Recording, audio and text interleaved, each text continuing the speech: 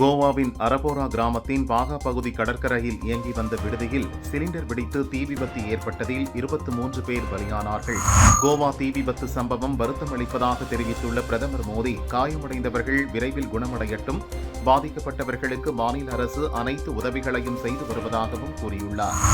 Indie கூட்டணி ஆபத்தான நிலையில் உள்ளது, மேலும் ஐசியூவுக்கு மாற்றக்கூடிய அபாயத்தில் உள்ளது என்று ஜம்மு காஷ்மீர் முதல்வர் உமர் அப்துல்லா கூறியுள்ளார். திமுக அரசு அறிவித்த வாக்குறுதிகளை முழுமையாக நிறைவேற்றாமல் பொய்யாக்கி வருகிறது. எதற்கெடுத்தாலும் நீதிமன்றம் செல்வதுதான் திமுக அரசின் வேலையாக உள்ளது என நயினார் நாகேந்திரன் கூறினார். இந்தியா தென்னாப்பிரிக்கா இடையிலான 3வது ஒருநாள் போட்டியில் ஒரு விக்கெட் இழப்பிற்கு 271 ரன்கள் எடுத்து இந்தியா அபார வெற்றி பெற்றது. இதன் மூலம் ஒருநாள் தொடரை 2-1 என இந்தியா கைப்பற்றி அசத்தியது. காஞ்சிபுரம் ஏகாம்பரநாதர் கோவில் புதிதாக உருவாகிய தங்கத்தேரை சங்கரமட மடாதிபதி விஜயேந்திர சரஸ்வதி சுவாமிகள் முன்னிலையில் அமைச்சர் சேகர் பாபுவிடம் வழங்கினார்.